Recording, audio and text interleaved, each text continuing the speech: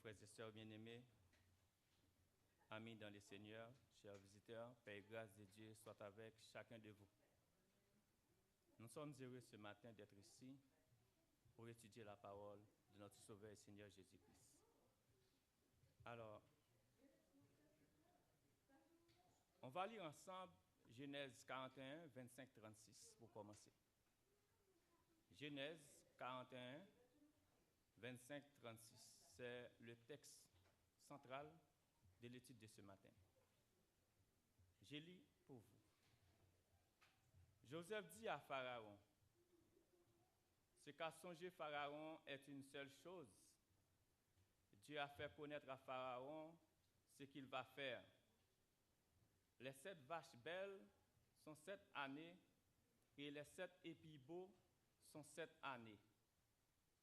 C'est un seul songe. Les 7 vaches décharnées et laides qui montaient derrière les premières sont 7 années.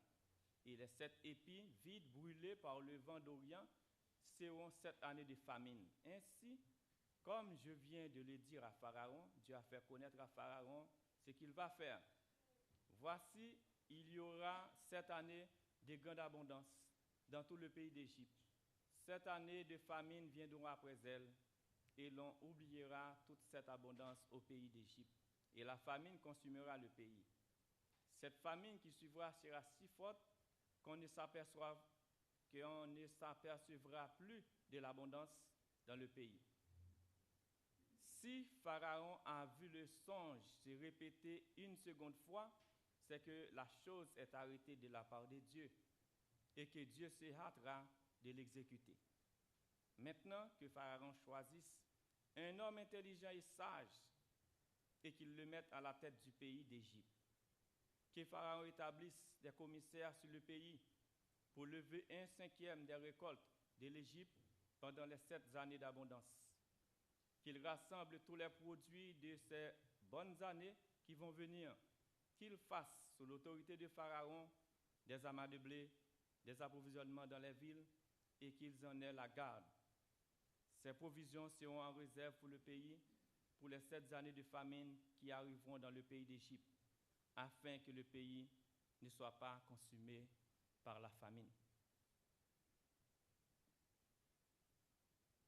Tout au long de l'étude, vous pouvez poser la question. C'est la compréhension qui est importante. Tant qu'on anime par des questions, on se comprend plus et on avance. C'est quoi le sujet? C'est de l'abondance actuelle, quelles précautions à prendre? Vous n'êtes pas sans savoir qu'on est dans une ère d'information, dans une ère de connaissance. Notre ère est regorgée de connaissances, d'informations. Surtout, on l'a vu, l'exposition des réseaux sociaux durant la dernière décennie. Quels sont les objectifs visés? C'est essayer de prendre conscience de l'état de l'abondance actuelle pour se préparer pour demain. Comme Joseph l'avait prédit à Pharaon, les mesures de préparation pour le temps de famine. Savoir qu'avoir de l'abondance financière ou matérielle sans la connaissance de Dieu est une illusion sans issue. Des fois, on pense qu'on a tout, mais si on n'a pas Dieu, on n'a rien. On comprend qu'il y a 3 types de ressources. Il y a ressources financières, il y a ressources matérielles et ressources immatérielles. Les ressources immatérielles sont de beaucoup plus importance. Des fois, on néglige cette partie et c'est la plus importante. Dans les ressources immatérielles, on en distingue encore la connaissance d'avoir Dieu dans notre vie. C'est une ressource immatérielle, on ne peut pas le toucher, on ne peut pas l'estimer, on le sent. Et la connaissance générale. C'est quoi le plan de l'étude? Rapidement, on va voir 4 choses pour atteindre ces objectifs-là. Dans un premier temps, on va voir c'est quoi le schéma biblique de l'abondance, conformément avec la Sainte Écriture. Deuxièmement, on va voir les caractéristiques de l'abondance du temps de Joseph et qu'est-ce qu'il avait fait pour préparer ce temps. On va voir aussi l'abondance actuelle, par quoi se caractérise et qu'est-ce que nous pouvons faire comparativement à ce que Joseph avait fait. Et finalement, on va voir qu'est-ce que l'Église doit faire pour se préparer. Alors, le schéma biblique de l'abondance. D'abord, on doit reconnaître que Dieu est la source de tout. C'est Dieu qui donne tout. C'est Dieu qui est maître de tout. Le psalmiste a si bien dit dans le psaume 123, « L'Éternel est mon berger, je ne manque rien de rien. » Psaume 23, merci. Et puis, le bonheur et la grâce m'accompagneront tous les jours de ma vie jusqu'à la fin. Dieu est la source de tout, mais il faut avoir la confiance en Dieu pour avoir, comme je viens de dire, les types de ressources. Dans les ressources immatérielles, il faut mettre la confiance en Dieu. Confie-toi à l'Éternel de tout ton cœur et ne t'appuie pas sur ta sagesse. Reconnais-le dans toutes tes voies et il aplanira tes sentiers. Comme il avait dit à Josué, que ce livre ne t'éloigne pas de toi, dans Josué 1. Et ainsi, toutes les voies, tout le chemin que tes pieds vont toucher, vous appartiendront. Dieu donne de la connaissance pour bien gérer. C'est le schéma. Dans Genèse 41, 34, 36, c'est ce nous venons de lire. Les propositions que Joseph a faites à l'égard de Pharaon pour bien gérer. Investir dans l'œuvre de Dieu. Donc, il faut savoir partager. Lorsque Dieu t'a béni, il faut savoir partager. Dieu te donne, il faut aussi que tu donnes. En donnant, c'est en donnant qu'on reçoit. Des fois, les gens pensent qu'on reçoit seulement. Reçoit. Non, il faut donner. Alors, sachez-le, celui qui sème peu, moissonnera peu, et celui qui sème abondamment, moissonnera abondamment. Que chacun donne comme il a résolu en son cœur, sans tristesse ni contrainte, car Dieu aime celui qui donne avec joie. Et Dieu peut vous combler de toutes sortes de grâces, afin que, possédant toujours en toutes choses de quoi satisfaire à tous vos besoins, vous ayez encore en abondance pour toute bonne œuvre. Il ne faut pas donner de l'offrande avec mépris, il faut donner avec joie. Il ne faut pas hésiter d'aider quelqu'un qui est dans le besoin. Quand Dieu t'a béni, il faut toi-même, tu bénisses quelqu'un d'autre. Il faut toujours obéir à Dieu. Heureux l'homme qui craint l'Éternel. Il faut toujours obéir à Dieu. Selon Proverbe 3, 5, 6.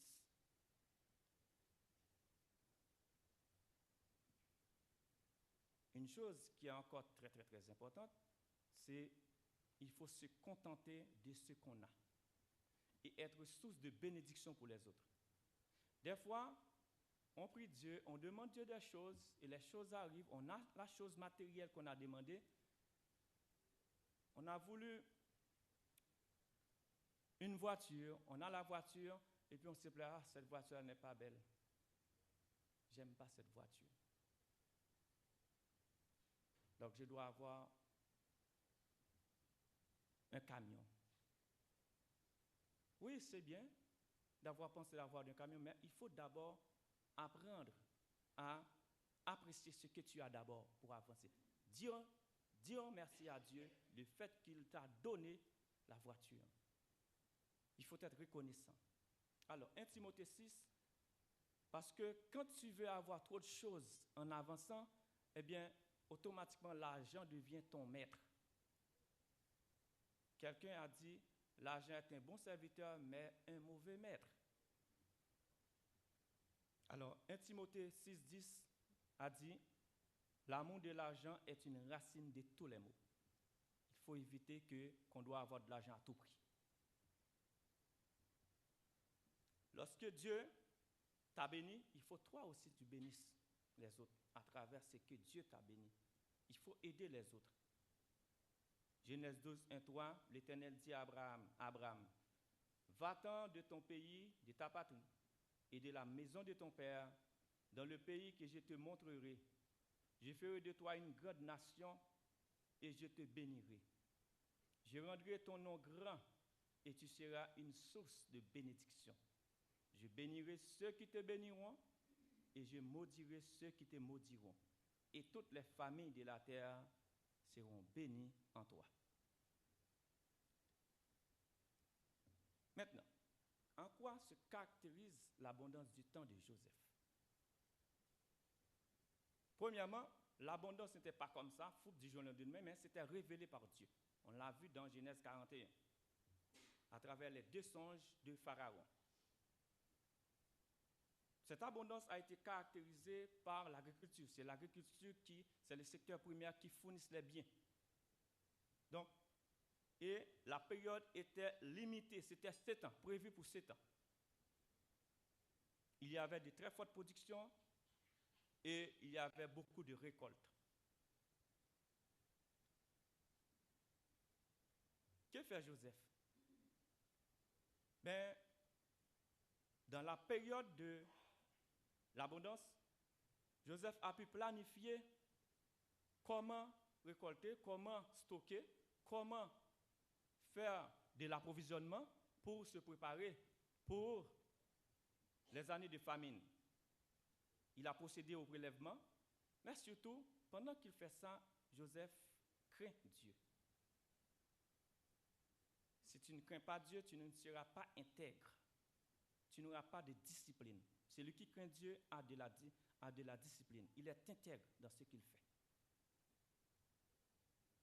Il prépare la période de soudure, la période de grande soudure qui va venir, qui est la famine.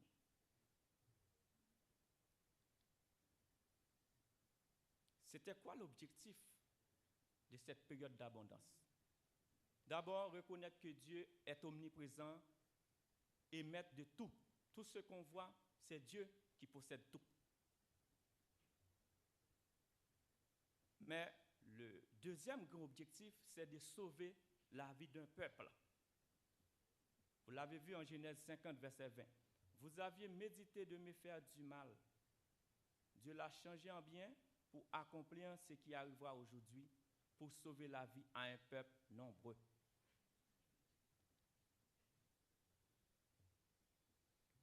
C'est quoi l'effet de la période d'abondance pendant la famine? C'est-à-dire, on est après la famine. Il y avait une dépendance accrue des peuples aux dépens de l'Égypte. Tous qui ont besoin de la nourriture se convergent, sont allés vers l'Égypte, vers le roi, vers le pharaon. Mais la deuxième plus grande conséquence, c'est qu'il y a perte de la valeur des biens du peuple au profit des pharaons. Est-ce que quelqu'un peut lire pour nous, s'il vous plaît, Genèse 47, 13, 20? C'est affiché.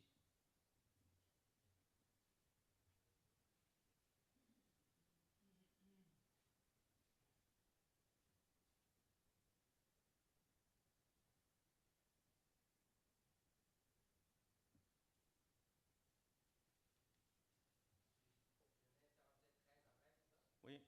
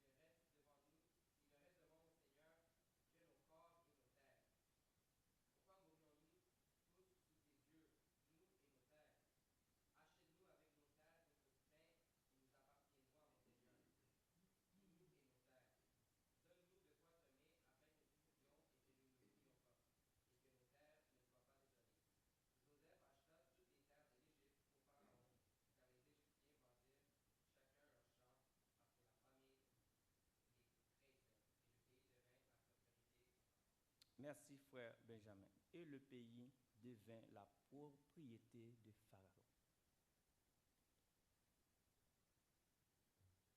Alors, vous avez vu que des précautions à prendre, si on ne fait pas de bonne gestion, il arrivera que vous avez que toutes les valeurs sont perdues et ils se vendent eux-mêmes pour qu'ils puissent survivre. Donc, ils étaient dans l'abondance, mais ils ne savaient pas épargner pour la période de famine. À bon entendeur, salut. Abondance actuelle, en quoi se caractérise-t-elle? Contrairement à l'abondance au temps de Joseph, l'abondance qui était caractérisée principalement par le secteur primaire, l'agriculture, l'abondance actuelle a de sources variées. Il y a le progrès technologique dû à l'accroissement de la diffusion massive de la connaissance, les TI, etc., les recherches scientifiques qui ont mené à ça. Il y a les richesses multiples, telles que la technologie Microsoft qu'on utilise. La projection qu'on fait, c'est grâce à Microsoft et d'autres logiciels. La distribution, comme le Walmart, finance et industrie, il y a l'énergie. Il y a aussi la santé. La santé génère plusieurs milliards, plusieurs centaines de milliards de dollars dans le monde. Mais la chose la plus importante, c'est l'illusion de permanence. Des fois, on pense qu'il y a beaucoup de choses, pourtant on est dans l'illusion. Apocalypse 3, 17, qu'est-ce qu'il a dit? Parce que tu dis, je suis riche, je me suis enrichi et je n'ai besoin de rien. Et parce que tu ne sais pas que tu es malheureux, misérable, pauvre, aveugle et nu. Des fois, quand on possède la richesse matérielle, on pense qu'on est une autre personne. Mais c'est la richesse immatérielle qui est plus importante, la connaissance de Dieu en soi qui est le plus important. Gestion de la période d'abondance, qu'est-ce que ça fait maintenant? Qu'est-ce qu'on constate? Il y a la consommation excessive. Il y a même le mati-vu. Des gens achètent des choses maintenant pour se faire voir. Est-ce que tu me vois? Je suis important. Il y a l'endettement, beaucoup d'endettement. Beaucoup d'entre nous sont très endettés. Il y a même des surendettements à l'heure actuelle. On est dans la période de richesse, d'abondance à l'heure actuelle. Peut-être on n'a pas remarqué ça, mais on est dans la période d'abondance à l'heure actuelle. Il y a, pour certaines personnes, pour certains d'entre nous, un manque de planification à long terme pour la plupart. Un manque de planification à long terme. Qu'est-ce qu'on va faire dans 10, 15 ans, dans 20 ans? Il y a de gaspillage. On consomme tellement, on achète tellement, on achète une robe, on le met une seule fois. On la met une seule fois, demain on jette. On achète une voiture, on commence à rouler, après une année, j'échange ça. On achète une maison, la première année, on dit, bon, on va changer tout dans la maison, je ne veux pas l'ancien. Et on est dans la période, chacun pour soi, Dieu pour tous.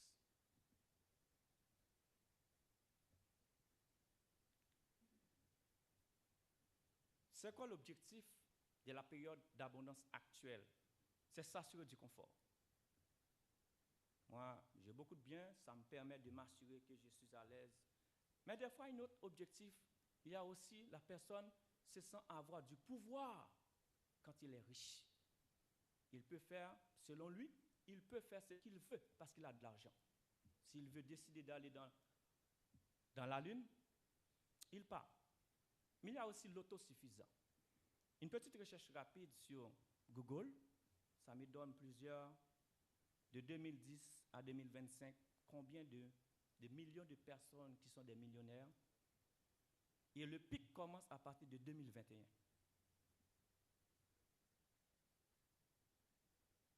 Et plusieurs personnes qui sont des milliardaires. On a plus de 3028 personnes qui sont milliardaires au cours de la moitié de l'année de 2025, selon Google. Alors, effet de la période d'abondance pour l'avenir. En économie, il y a ce qu'on appelle un cycle économique. Et après expansion, il y a toujours la récession. C'est ce qui montre le graphique. On a expansion de notre côté, il y a la récession de l'autre côté. Maintenant, on est entre expansion et récession. On est dans l'expansion maintenant parce qu'il y a de l'abondance. Je ne sais pas si on est dans le sommet, mais certains pourraient dire qu'on est dans le sommet. Certains pourraient dire que le sommet va s'attendre d'ici 2030. Mais je ne sais pas, je ne suis pas économiste. Mais ce que vous avez vu là, je l'ai pris sur Google. Mais le cycle économique, d'une manière générale, c'est comme ça. Expansion, un sommet, après récession, on descend. Et le cycle recommence. On ne sait pas combien de temps ça dure. Certains économistes disent que ça dure 7 ans, d'autres disent 21 ans, d'autres disent 14 ans. Moi, je ne sais pas.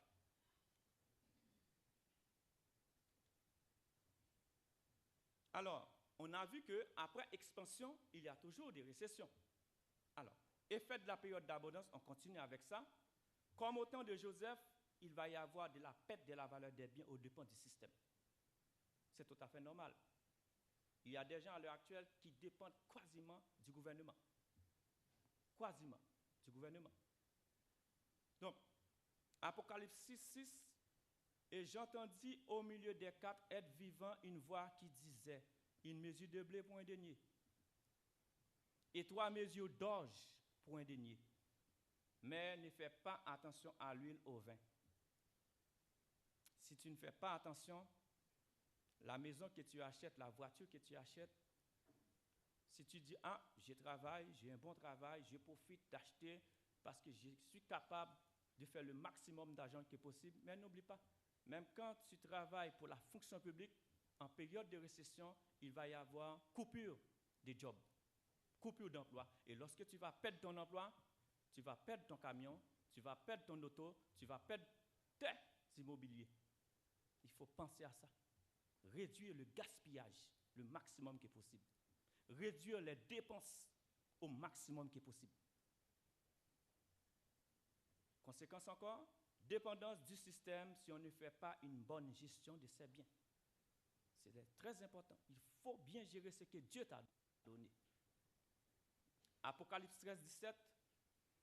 Et que personne ne puisse acheter ni vendre sans avoir la marque, le nom de la bête ou le nombre de son nom. Vous vous en souvenez qu'il se porte à Joseph dit achète-nous, nous deviendrons vos esclaves, l'esclave de Pharaon. On n'invente pas, ce sont les récits bibliques.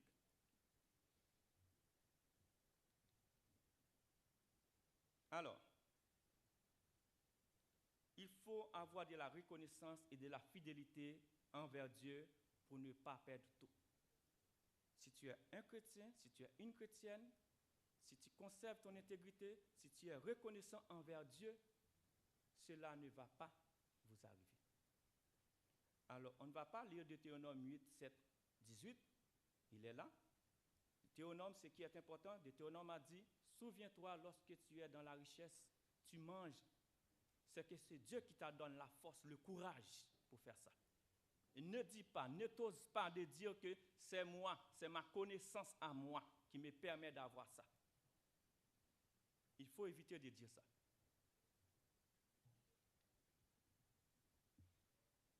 Alors, bon, comme on a un peu de temps, essayons de lire d'abord Deutéronome 8, 7, 18.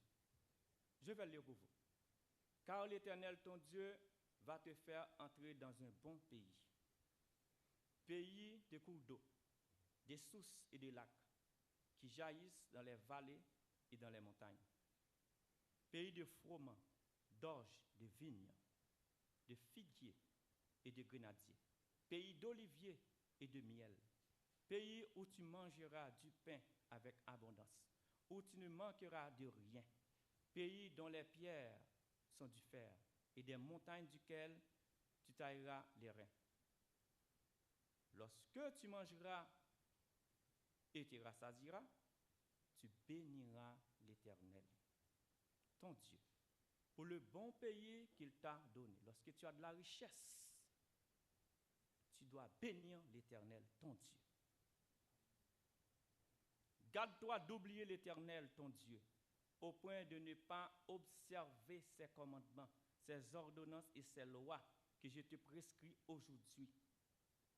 Lorsque tu mangeras et te rassasieras, lorsque tu bâtiras et habiteras de belles maisons, lorsque tu verras multiplier ton gros et ton menu bétail, s'augmenter ton argent et ton or, lorsque tu fais des investissements, et s'accroître tout ce qui est à toi, prends garde que ton cœur ne s'enfle et que tu n'oublies l'Éternel, ton Dieu, qui t'a fait sortir du pays d'Égypte, de la maison de servitude, et qui t'a fait marcher dans ce grand et affreux désert où il y a des serpents brûlants et des scorpions dans des lieux arides et sans eau, et qui a fait jaillir pour toi de l'eau du rocher le plus dur, qui t'a fait manger dans le désert la manne inconnue à tes pères, afin de t'humilier et de t'éprouver pour te faire ensuite du bien. Garde-toi de dire en ton cœur, ma force et ma puissance de ma main m'ont acquis ces richesses. Souviens-toi de l'Éternel, ton Dieu, car c'est lui qui te donnera de la force pour les acquérir, afin de confirmer, comme il le fait aujourd'hui, son alliance qu'il a jurée à tes pères. La connaissance que tu as, la vigueur que tu as, la santé que tu as pour faire n'importe quoi, c'est Dieu qui te donne tout cela. Il ne faut jamais oublier. Heureux sommes-nous qui sont ici. Heureux sommes-nous qui connaissons Dieu. Parce qu'avec ça, on ne va pas être des gens d'avoir de l'ingratitude. Quand on est chrétien, la base fondamentale, c'est d'être reconnaissant envers Dieu.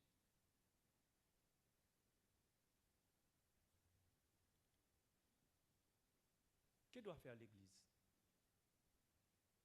On est conscient qu'on est dans une période d'abondance à l'heure actuelle. À l'heure actuelle, l'information au bout du doigt. Et n'oublie pas, celui qui détient l'information possède une richesse capitale. Avec YouTube, n'importe ce que tu veux apprendre, tu tapes YouTube, demander ce que tu veux, tu demandes. Et à l'heure actuelle, il y a aussi l'intelligence artificielle. Mais prenez garde. Je crains que l'intelligence artificielle ne va pas accélérer la récession. En effet, plusieurs d'entre nous dépendent quasiment de l'intelligence artificielle. Tout ce qu'on fait, l'intelligence artificielle. On a créé l'intelligence artificielle pour nous aider, pas pour nous remplacer. Mais malheureusement, la façon qu'on l'utilise, il viendra un jour que l'intelligence artificielle peut remplacer beaucoup de personnes. Pourquoi je dis peut remplacer beaucoup de personnes? C'est parce que autant qu'on utilise l'intelligence artificielle, est beaucoup plus intelligent lorsqu'on l'utilise. Et à un certain moment, lorsque tu n'es plus capable de réfléchir, que c'est l'intelligence artificielle qui réfléchit à ta place, eh bien on va te révoquer, on met l'intelligence artificielle à ta place. Il faut prendre garde. Tu peux utiliser l'intelligence artificielle pour te donner une orientation de ce que tu fais. Moi, je l'utilise. Ça me donne une grande idée. Et à partir de là, je travaille. Mais si tu laisses l'intelligence artificielle faire ce que tu dois faire, c'est comme si tu dis au système, remplace-moi par l'intelligence artificielle. Que doit faire l'Église? L'Église doit enseigner sur l'abondance. L'utilité, sa gestion. Quand on a de l'argent, quand on a beaucoup de choses, quand on a des choses, il faut que l'Église prenne sa responsabilité en éduquant les fidèles, en éduquant les frères et sœurs. Donc ça réveille la conscience. Des fois, on n'est pas conscient si on est dans la période d'abondance. Il faut réveiller la conscience. L'Église doit enseigner la fidélité avec Dieu et l'intégrité dans sa vie quotidienne. 1 Corinthiens 4, 2. Si vous avez le temps, vous pouvez lire, vous allez voir. Ce que vous faites, songez que Dieu, vous êtes enfant de Dieu et que vous devez être intègre. L'Église doit encourager et promouvoir des initiatives collectives de production. Et finalement, l'Église doit encourager des activités communautaires, comme a mentionné dans Actes 4, versets 34-35. Alors, merci infiniment de votre écoute. J'espère que ça a été bien. Et s'il y a des questions, vous pouvez poser. Je peux prendre une ou deux questions, mais peut-être s'il n'y en a pas, merci infiniment. OK, frère Beauvoir.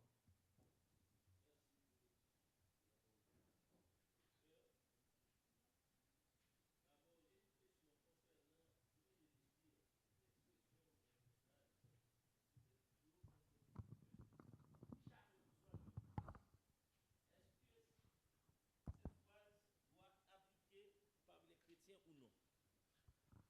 Et deuxièmement, je vois que presque dans toutes les églises qui se disent chrétiennes, ok, cette phrase que vous venez de dire tout à l'heure, chacun pour soi, Dieu pour tous. Est-ce que cette phrase peut s'appliquer parmi nous en tant que chrétiens? Et deuxième question, je vois que souvent, très très souvent, on ne prêche pas concernant l'entraide, la solidarité entre les frères et sœurs. Parce que les premiers chrétiens, quand ils ont des biens en abondance, ils apportent quelque chose et les déposer aux pieds des apôtres pour aider les autres qui sont dans la nécessité. Il n'y a pas de pauvres parmi les chrétiens, et parmi les premiers chrétiens au 1er siècle. Alors, cette question, n'importe quel prédicateur qui sont ici peut la répondre, parce que ce n'est pas seulement à vous. Merci. Pour la première question, c'est une tendance qu'on a constatée surtout dans les pays extrêmement développés, dans les pays développés. Chacun pour soi, c'est l'individualisme. Quand on est, en réalité, Dieu n'a pas créé l'homme pour vivre de façon individuelle. C'est tellement vrai. Il a créé Ève pour mettre à côté d'Adam. C'est-à-dire, Dieu veut que nous vivons ensemble. Donc, chacun pour soi, Dieu pour tous, ce n'est pas une phrase qui doit être appliquée. Elle n'a jamais sa place à l'intérieur d'une église. Jamais sa place. Mais c'est ça qui existe dans notre temps. Autre chose, j'ai dit encourager des activités communautaires. Pour la deuxième question, c'est écrit Actes 4, 34-35. Car il n'y avait parmi eux aucun indigent. Tous ceux qui possédaient des champs ou des maisons les vendaient, apportaient le prix de ce qu'il avait vendu et les déposaient au pied des apôtres et l'on faisait des distributions à chacun selon qu'il en avait besoin. L'Église doit le faire. Mais comment? C'est à nous de décider comment. Parce qu'on n'est pas dans la même période. Est-ce que ça répond à ta question, mon frère? Alors, s'il n'y a pas d'autres questions, pas d'autres suggestions, je vous prie de m'accompagner en prière. Éternel Dieu d'amour, toi qui es digne de l'orange, merci de nous avoir permis de passer ce temps d'étude, de nous enseigner ta parole, de nous faire comprendre ta parole. Nous te remettons le reste des activités de ce matin, le culte, et sois avec chacun de nous. Permets à ce que nous grandissons avec ta parole, selon ta parole. Reste avec nous, dans le nom de ton Fils Jésus-Christ, nous t'en prions. Amen.